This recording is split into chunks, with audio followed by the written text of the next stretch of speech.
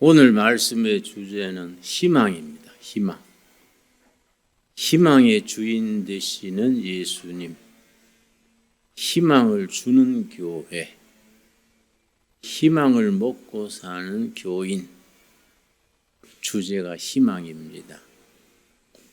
희망을 이야기하기 전에 내 목회 경험, 목회 초년성 때의 경험을 얘기하겠습니다.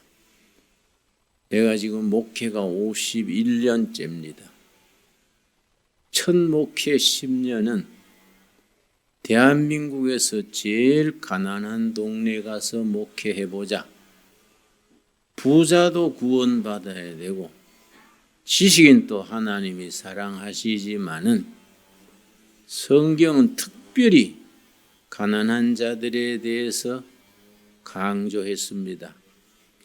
이왕 목회하려면 최고로 가난한 사람들이 사는 동네 가서 목회를 해보자.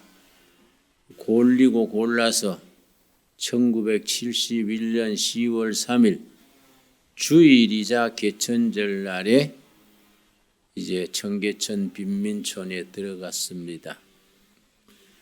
1971년 그 시절만 해도 굶는 가정들이 많았습니다. 특별히 빈민촌에는 굶는 집들이 참 많았습니다. 그래서 동네 청년들하고 넉마주의를 내가 해서 하루 열심히 넉마주의를 하면은 그날 수입이 밀가루 2포 정도는 삽니다. 밀가루 한 포에 22kg입니다. 22kg짜리 밀가루 2포 정도를 사면 한 포는 나도 먹고 교회에서 쓰고 한 포는 매일 한 포씩 식량 떨어져서 굶는 집에 매일 저녁에 갖다 줬습니다. 그것도 초저녁에 갖다 주면은 다른 동네 사람들이 보고 누구 집에는 주고 누구 집에는 안 주나 그런 불편이 생길 뿐 아니라 받는 사람도 자존심이 상할 것 같아서 밤 11시 지나서 다 잠들었을 때에 살짝 갖다 줍니다. 자식들 데리고 굶다가 교회에서 밀가루 한 포 가져오면은 그렇게 기뻐합니다. 가정주부가 눈물이 글썽거리고 애들은 기뻐 깡충깡충 뜁니다. 참 보람을 느끼지요. 그래서 매일 한 포씩 주기 시작했는데 한 3, 4개월 지나서 문제를 느꼈습니다. 무슨 문제냐 하면 3포, 4포, 5포 계속 갖다 준 사람들은 어떻게 이 집만 드릴 수 있습니까? 밀가루 한 포 갖다 드리면 그동안에 뭔 일을 하더라도 스스로 안 굶도록 하셔야지 교회 계속 지원 받으면 안 됩니다. 지원을 딴 데로 돌립니다. 그런데 참 사람이 이상합니다. 한 포, 2포 받을 때는 그렇게 고마워하는데 5포, 6포 지원받다가 나중에 안 주면 원망을 해요. 심지어 고소까지 받았습니다. 김진홍 전도사가 목사 되기 전이니까 빈민 팔아가지고 모금해가지고 지는 불고기 먹고 시내 빌딩 사놓고 우리 팔아가 지는 잘 살고 우리는 주는 척 하다가 안 준다. 그 고발까지 당했습니다. 근데 한 포, 2포 받은 분들은 고마워해요. 나는 나이도 30대 초라. 이게 그렇게 마음에 내가 상처를 받아요. 이거 어떻게 된 일인가? 시큰 주고 욕먹고 뭔 짓인가? 나중에 나도 형편이 안 되고 굶는 집도 많고 해서 못 주고 그냥 가서 예배 드리고 말씀 전하고 위로하고 우리가 하나님께 기도해서 길 찾읍시다. 신앙을 제대로 심어주고 밀가루는 못 줬는데 그 사람들은 빨리 자립해요. 계속 밀가루 도와준 집은 자립 못하고 원망만 하고 밀가루는 못 줘도 신앙적으로 지도하고 예수님이 희망입니다. 기도하고 일어섭시다. 신앙을 심어주고 희망을 심어준 사람들은 스스로 자립해요. 그래 내가 이 참 선교의 큰 비결이다. 양식 갖다 주고 살 갖다 주고 돈 꿔주는 것보다가 예수님을 바로 전해주고 미래의 희망을 주고 꿈을 심어줘야 되는구나. 그때 참 절실하게 느꼈지요. 내가 일부러 내 서재에 있는 5권짜리 책을 일부러 들고 왔습니다. 책 제목이 5권까지 되어 있는데 책 제목이 희망의 원리. 독일 사람이 썼습니다. 에린스트 브로후라는 독일의 철학자가 쓴 책인데 희망의 원리. 그래 독일어 제목으로 다스 프린집 호프능. 호프능이 희망입니다. 호프 희망. 프린집 프린스플 희망의 원리. 다스 프린집 호프능이라는 책인데 아주 유명한 책입니다. 이 중요한 것은 에린스트 브로후라는 사람이 너무너무 가난해서 신혼 시절에 부인은 아르바이트 나가고 자기는 애기 없고 달래면서 이 책을 썼습니다. 원고지에 한자 부인은 일 나가가지고 양식 구해오고 자기는 집에서 애기 없고 한자 쓴 책이 5권짜리인데 이 책이 희망의 원리 아주 유명한 책입니다. 이 중에 이 첫 부분에 희망의 5가지 원리가 있어요. 희망에. 나는 이 책을 읽으면서 성경을 생각하고 말씀을 묵상합니다. 희망의 원리 5가지. 첫째가 뭐이냐? 참 우리 인간에게 희망이라는 게 얼마나 중요하냐. 그래서 성경은 우리에게 희망을 주는 책입니다. 우리 예수님은 이 땅에서와 천국에서의 희망, 소망을 주는 주인입니다. 자, 희망에 대한 원리 첫째. 인간은 보다 나은 내일을 위한 희망을 품고 산다. 어린이나 젊은이나 밥 먹고 사는 게 아니다. 희망을 먹고 산다. 지금 배가 고파도 희망이 있으면 용기가 난다. 인간은 밥 먹고 빵 먹고 사는 게 아니다. 희망을 먹고 산다. 좋은 표현이지요. 두 번째 뭐냐? 희망을 잃어버린 자.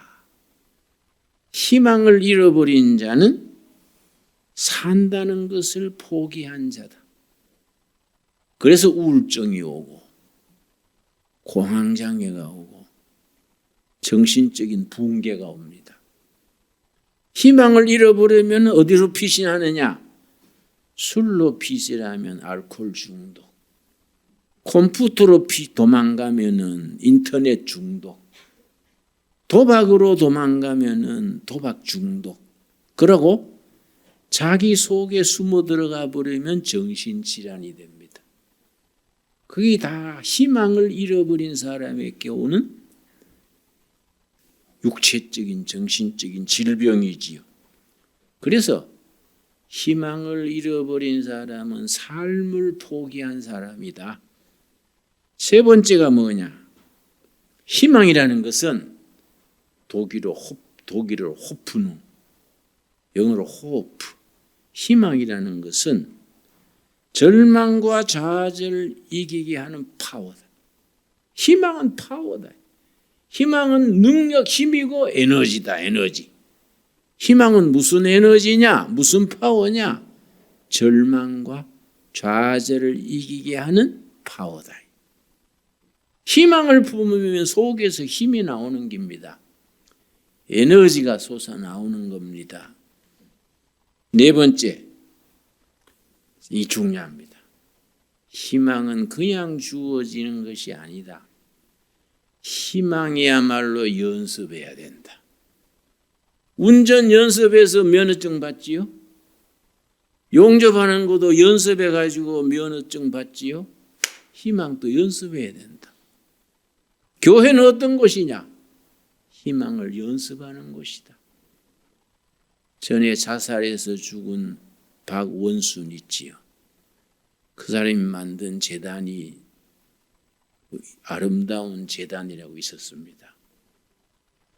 뭐 죽은 사람을 그래 말하는 좀 조심스럽지만은 박원순 재단의 구호가 희망을 제작하는 곳, 희망 제작소. 박원순은 그 서울법대 나고 수재예요, 수재. 아주 비상한 분입니다. 그런데 자기가 아름다운 재단을 세우면서 아름다운 재단은 희망을 만들어내는 곳, 희망 제작소 그랬는데, 어이구, 희망 제작소 만들어낸 사람이 자기가 자살해버렸네.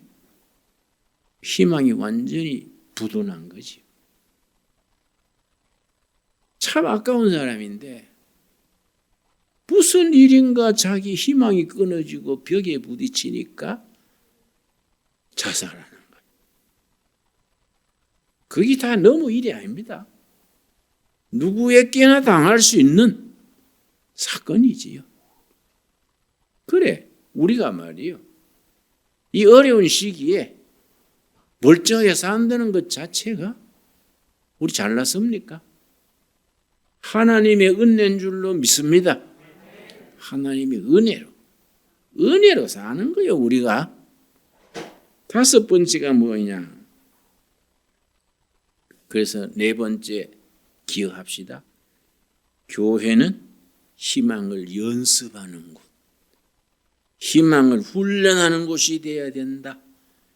교회는 교회 오는 사람뿐 아니라 교회 오지 않는 사람에게도 희망을 주는 곳이 돼야 된다. 희망을 연습시키는 곳이 돼야 된다. 중요한 얘기지요. 다섯 번째가 뭐냐면은 희망이야말로 인간을 가장 인간답게 하는 것이다. 인간에게 품위를 주고 고상한 목표를 주고 인간이 인간답게 해주는 것이 희망이다. 참 귀한 말씀이지요, 여러분. 그런데 오늘 읽은 본문 말씀이 베드로전서 3장, 뭐 이런 철학자가 쓴 책이 문제겠습니까? 이 에른스트 브로흐라는 독일 철학자의 희망의 원리, 이걸 읽고 감동받은 사람 중에 독일 내 신학자가 있는데 주르겐 몰트만이라는 독일의 목사가, 신학자가 이 책을 영감받아서 희망의 신학, 데오로기 호프는 희망의 신학이라는 신학을 전개시켰습니다. 그 예수님을 희망의 주인으로 그렇게 고백하는 거예요. 베드로전서 3장 15절이 바로 그 말씀입니다. 베드로전서 3장 15절 말씀. 너희 마음에 그리스도를 주로 삼아. 본문 다 찾았습니까? 베드로전서 3장 15절. 너희 마음에 그리스도를 주로 삼아. 각자가 마음에 예수님을 주인으로 모시고 거룩하게 하고, 예수님이 주인이 아닐 때하고는 뭔가 달라지는 차별화, 옛날하고는 달라지는 거예요. 예수 믿지 않을 때, 예수님이 내 주인이 아닐 때하고 내가 달라지는 거예요. 달라진 만큼 거룩해진 겁니다. 많이 달라지면 많이 거룩해지고 조금 달라지면 조금 거룩해진 겁니다. 거룩하게 하고 그 다음 뭐라 그랬습니까? 너희 속에 있는 소망, 희망이죠. 희망. 예수님을 주인으로 모신 뒤에 옛날에 없던 희망이 생긴 거예요. 소망에 관한 이유를 묻는 자에게 대답할 것을 항상 준비하되 온유와 두려움으로 하라. 예수님을 믿고 예수님을 내 삶의 주인으로 모신 후에 뭐이 달라졌어. 내 심령 속에 변화가 왔어. 뭐가 달라졌어요? 옛날에 없던 희망을, 소망을 품게 된 겁니다. 그래서 성경에서는 희망이란 말을 잘 안 쓰고 소망이란 말을 씁니다. 그러면 희망과 소망이 같은 말이면서도 뭐이 다르냐? 그 말의 뉘앙스가 다른 거예요. 희망보다 소망이란 말은 뭐이냐? 목표가 확실한 희망을 소망이라 그래요. 목표가 확실한, 막연한 희망이 아니라 예수님을 주인으로 모시고 나니까 확실한 목표, 희망이 생기는 거지요. 그래서 소망이에요. 소망. 믿음이 자랄수록 하늘나라 소망, 성령 충만의 소망, 기도 응답의 소망, 확실한 목표가 생기는 거지요. 그래서 기도가 깊어지고 영적으로 깊어질수록 그 사람이 목표가 분명해집니다. 소망, 희망이 확실해지는 거이죠. 그러면 좌로 우로 쏠리지 않고 당당하게 나가는 거예요. 자기 속에 품은 소망, 희망이 중요하니까 남이 뭐라 그래도 난 잘났어. 왜냐? 희망이 있는 거예요. 그 희망이 누가 준 겁니까? 예수님이 줬어. 그래서 나는 항상 낙관적이지요. 항상 잘 된다 생각하고. 왜냐? 나는 희망이 있어. 그래 내가 맨날 별것도 없으면서 웃고 사니까 우리 집사람이 나를 흉을 보더라고요. 당신은 선구자예요. 왜? 선천성 구제불능형 자기 도취증 환자래. 자기 혼자 웃고 사니까, 지 혼자 잘났으니까. 그게 얼마나 감사합니까? 내가 인물이 잘난 게 아니라 가슴에 있는 희망이 잘난 거예요. 남이 없는 걸 가지고 있으니까. 그걸 사람들이 묻는다 이게. 당신은 별 볼 일 없는데 뭘 그렇게 맨날 기분이 좋소? 묻는 자에게 대답할 준비해라. 그 대답하는 걸 뭐라 하는지 아십니까? 그게 전도요, 전도. 이 선교고 전도요. 그래서 성경 말씀을 단순하고 명확하게 해석하고 이해할 수 있어야 됩니다. 전도가 딴 거 아닙니다. 예수 믿고 난 뒤에 가지게 된 희망. 그걸 다른 사람들이 묻는 거예요. 당신은 옛날보다 달라졌어. 왜 그렇게 희망을 가지고 싱글벙글 웃고 사는 거예요? 아, 그거 딴 거 아니야. 예수님 때문이지. 예수님을 모시고 나니까 전에 없던 소망이 생기고 기분이 좋고 신바람 나는 거예요. 그걸 전도예요, 전도. 그런 전도자가 될 수 있게 되기 바랍니다. 응? 우거지상을 해가 한숨 퍽퍽 쉬면서 예수 믿읍시다 하면 니나 믿어? 응? 죽으면 혼자 죽주에 물귀신변에 너까지 데리고 들어가냐? 안 그렇습니까? 그러니까 이 성경 말씀이 참 깊이가 있는 말씀이에요. 옛날에 없던 소망에 관한 이유를 세상 사람들이 물을 때 대답해라. 그게 전도다. 선교다. 그런데 잘난 척하지 말고 온유와 두려움으로 하라. 온유는 인간관계, 두려움은 하나님과의 관계. 인간관계의 온유는 부드러운 겁니다. 아주 봄바람처럼 부드럽게. 그래서 옛날에 도산 안창호 선생이 일제 치하에 얼마나 살벌할 때입니까? 그 안창호 선생은 참 대단한 내공이 있는 분이랬거든요. 훈훈한 마음에 빙그레 웃는 얼굴. 안창호 선생의 주특기요. 훈훈한 마음에 빙그레 웃는 얼굴. 자기가 일본 경찰에 잡혀가지고 평양 감옥에서 그렇게 고문받고 했는데 이 고문하는 사람이 감동했어. 고문받으면서 아이고 수고하십니다. 그래 때리려면 얼마나 힘듭니까? 쉬면서 하시지요. 그러니까 이 사람이 감동해버렸어요. 이게 무슨 전친가 바본가 그게 아니란 말이야. 그래도 참 알아주는 인물인데 자기 힘든다고 위로해 주는 거예요. 아이고 힘드시겠습니다. 쉬어가면서 하시지요. 저는 뭐 괜찮습니다만 쉬시지요. 얼마나 힘들겠습니까? 그러니까 그 일본 형사가 감동해가지고 스바라시 데스네. 훌륭하다는 거예요. 훌륭하다는 거예요. 응? 환경과 조건을 극복하고 희망을 품는 사람은 다른 사람이 가지지 못하는 재산이 있는 겁니다. 그걸 우리가 풍성하게 가지길 바랍니다. 그래서 온유와 부드러움과 두려움, 하나님 앞에 낮아지는 거예요.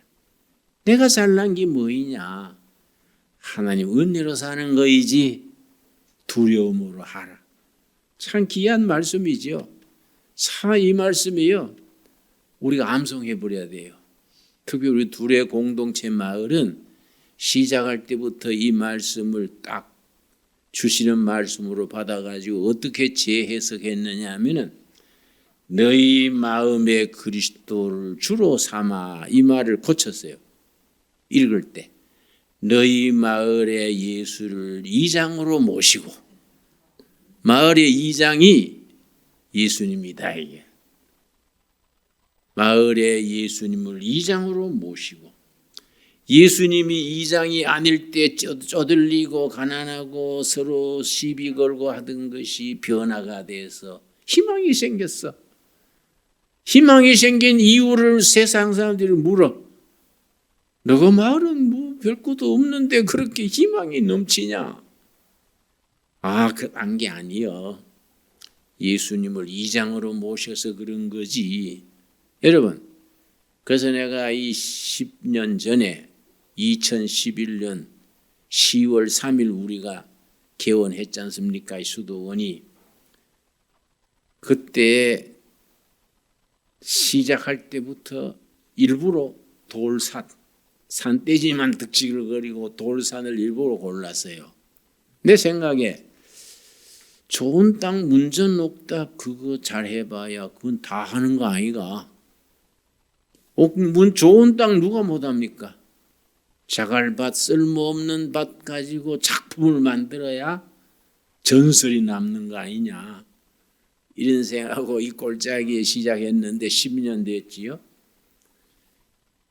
다음 주 1월 14일에 우리가 둘의 식품공장 기공예배를 봅니다. 14일이면 금요일이지요. 14일 1시부터 1시간 동안 농업 강의를 해요. 어떻게 미생물로 퇴비를 만들어서 미생물이 지렁이가 밭을 비옥하게 만드느냐 그 전문가가 있어요. 그분이 와가지고 1시간 농업 강의를 하고 2시에 여기 식품공장 지을 자리에 기공예배를 드리는 거예요. 왜냐? 그냥 식품공장이 아니에요. 희망을 가지는 공장이지. 인터넷하고 농업하고 SNS 판매에다가 이걸 융합농업을 하는 거예요. 우리가 그동안 연구한 거예요. 그래 농업을 해가지고 이걸 어떻게 팔고 퍼뜨리냐. 우리 둘의 인터넷 그 플랫폼을 만들었어요.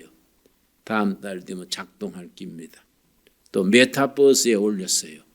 그것도 아마 3월 되면은 둘의 마을 농업 메타버스가 나가는 거예요. 뭔가 세상 사람보다 한 발 앞서야 된다. 옛날처럼 뭐 꾀질하다가 디스크 걸리고 아이고 허리야. 밤새 마누라한테 주물러락 하고 이런 건 아니에요. 그런 농업은 지나간다.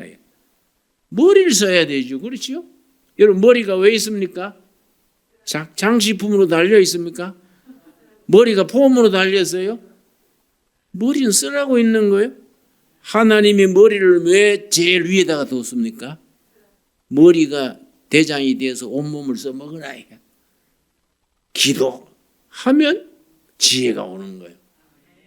지혜가 오고 열심히 땀 흘려 일하고 성경 말씀 읽고 은혜 받으면 희망이 오는 거예요. 희망. 우리 희망이 있는 동네지요. 그러니까 그런 희망을 품고 미래를 향해서 전진하는 게 전진. 그래서 구약의 예레미야서 29장 예레미야 29장 10절에서부터 읽습니다. 천천히 찾읍시다. 예레미야서 29장 10절 말씀. 구약 성경 1097페이지. 여러분 중에는 초신자들이 있어서 예레미야서 그러면 이거 어딘지 못 찾아서 창세기부터 더듬어 나오니 예배 마칠 때나 가야 예레미야 도착하겠지요. 그래서 페이지를 읽어드립니다. 1097페이지 예레미야서 29장 10절. 아주 이스라엘 역사가 최악의 불행했을 때입니다. 이스라엘의 절망적일 때, 이스라엘 길고 긴 역사의 최악의 시절, 우리 일제시대나 임진왜란 시대나 이런 시대지요. 그런 시대에 하나님의 사람 예레미야가 하나님의 뜻을 받들어 선포하는 겁니다. 10절. 여호와께서 이와 같이 말씀하시니라.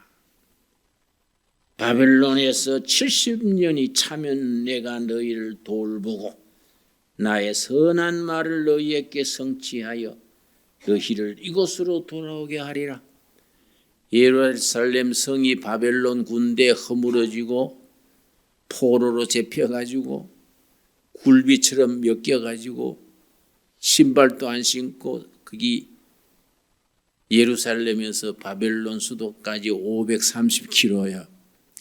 530km를 태양빛에서 물도 제대로 못 마시고 끌려가는 거야. 끌려가는 일행을 보고 하나님의 사람 예레미야가 가서 참고 살아라. 급한 몸은 먹지 마라. 하나님이 70년 때가 되면 돌아보내주실 것이다. 예레미야가 예언하는 거야. 자식 놓고 사업하고 열심히 살아라. 급하면 안 돼. 하나님의 때가 있어. 몇 년이라고요? 70년. 70년 되면 너희들을 해방시켜 줄 것이다. 그 다음에 11절 말씀.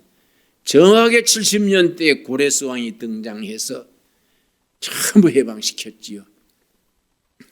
여호와의 말씀이라. 11절. 너희를 향한 나의 생각을 내가 안 하니 평안이요 재앙이 아니니라. 이때 평안은 성경 원문은 번영이요 재앙이 아니다. 앞으로 너희들 잘되게 해주는 거이지 망가지게 하는 게 아니다. 지금은 너희가 포로로 끌려가지만은 내가 너희에게 베풀고 하는 것은 재앙이 아니다. 앞으로 번영하는 미래다. 번영이요 재앙이 아니다. 너희에게 뭐라고 했습니까? 미래와 희망을 주는 것이다. 아, 멋있지요? 포로로 끌려가는데 너희들에게 미래의 비전을 주고 희망을 준다. 완전히 반대 아닙니까? 반대. 이 영적인 세계라. 영적인 세계. 최악의 상태에서 최고의 희망을 약속하는 겁니다. 이걸 붙들고 포로 생활 70년을 극복하는 거예요. 우리가 끌려올 때 하나님의 사람 예레미야를 통해서 이렇게 선포하셨지. 좋다. 70년을 견디자. 참 견디는 거예요. 미래와 희망을 약속한다. 13절 말씀, 12절 말씀. 너희가 내게 부르짖으며 내게 와서 기도하면 내가 너희들의 기도를 들을 것이요. 하나님께서 번영과 미래와 희망을 주는데 조건이 있어. 다 주는 게 아니야.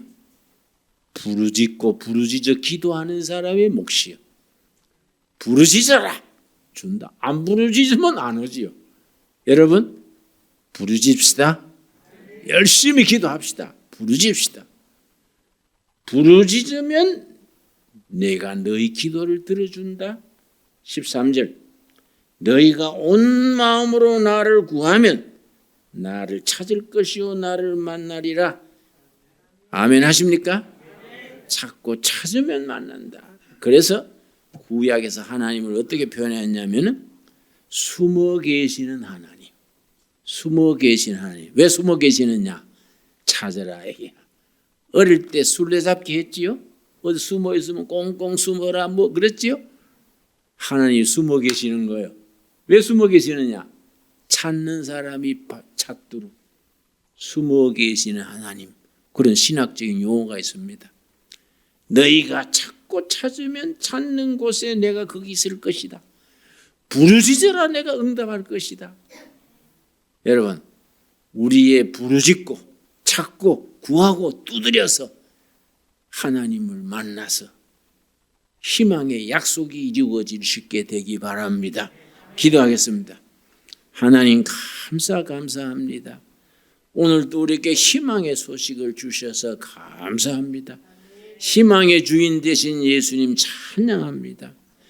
희망의 교회가 되게 하옵시고 희망을 만들어서 퍼뜨리는 희망 제적서가 되게 하여 주시옵시고 희망을 품고 오늘의 어려움을 극복하는 희망의 전도자들이 되게 하여 주시옵소서. 예수님 이름 받들어 기도드렸사옵나이다. 아멘.